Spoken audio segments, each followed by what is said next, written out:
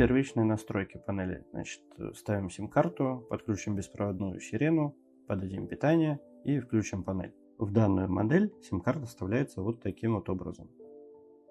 Сразу после включения у нас отображаются различные индикаторы в интерфейсе панели.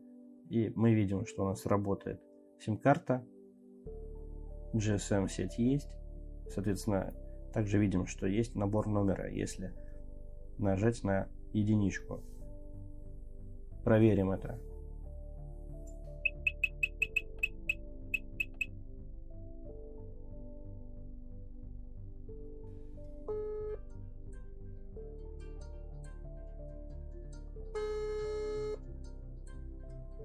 GSM-связь налажена. Теперь запишем интересующий наш номер в память панели для тревожных смс и тревожных вызовов по сработке датчиков.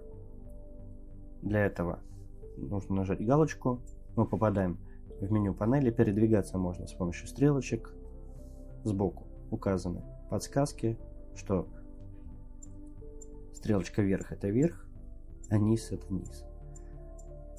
В данный момент нас интересует пункт телефон. Выбираем его. У нас есть 5 ячеек, куда можно вбить телефон. Выбираем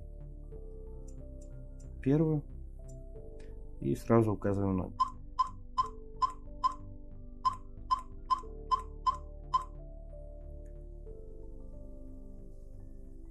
Далее, что нас интересует?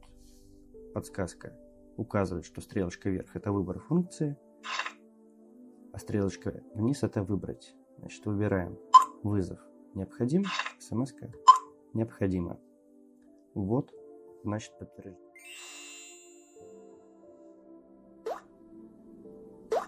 Возвращаемся в главное меню. Остается проверить. Датчики, идущие в комплекте, уже прописаны в сигнализации. Ставим ее на охрану. Система безопасности ОКО Плюс включена. И осуществляем сработку.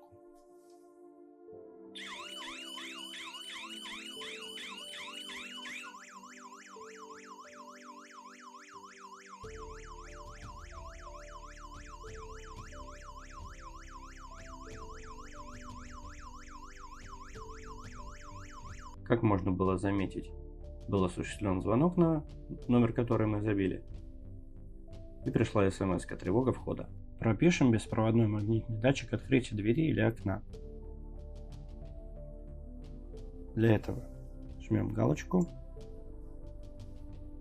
выбираем пункт «Детали», «Датчики».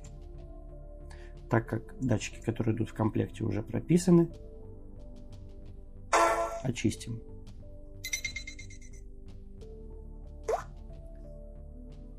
Чтобы добавить, выбираем пункт «Добавить», жмем галочку. С помощью стрелочки вверх можно перемещаться по подпунктам, а стрелочки вниз выбирать режим. Например, у нас тревога будет в комнате. Выберем режим охраны 24-часовой,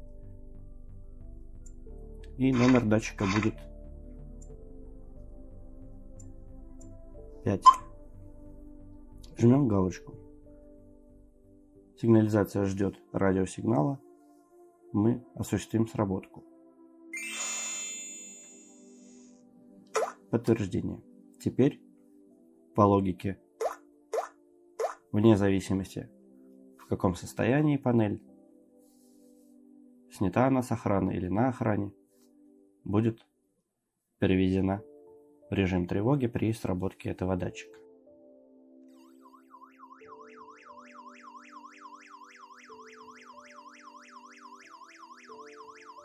Перейдем к смартфону.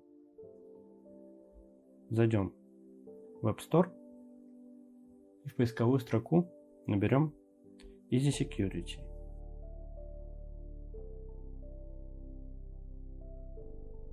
Скачаем и установим данное приложение.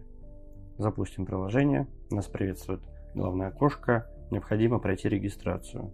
В правом нижнем углу жмем «Регистрация». Вводим почту и придумаем какой-то пароль.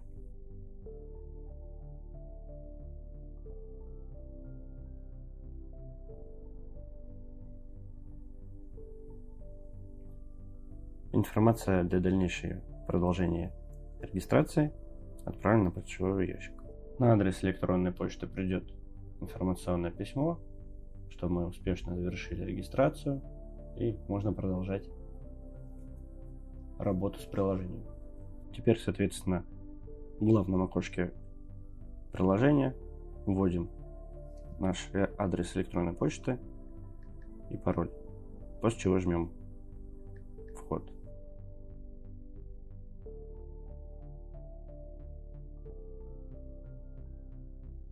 Мы попали в окно «Список устройств». На данный момент список пуст.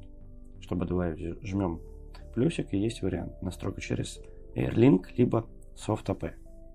На панели, в свою очередь, жмем галочку, чтобы попасть в меню. Выбираем пункт Wi-Fi и настройку AirLink. На смартфоне также жмем настройка AirLink. Нас перекидывает в следующее окошко, где нужно ввести пароль от нашей домашней Wi-Fi сети, который подключен смартфон. Напоминают, что сеть должна работать на частоте 2,4 ГГц и то, что охранная система не поддерживает сеть 5 ГГц. Жмем «Далее». Нам сообщают, что необходимо на панели также выбрать AirLink. Мы уже выбрали. Также надо поставить галочку, что действительно есть сообщение о том, что мы перевели систему в режим AirLink. Производится поиск охранной системы в сети. На панели отобразилась успешная настройка.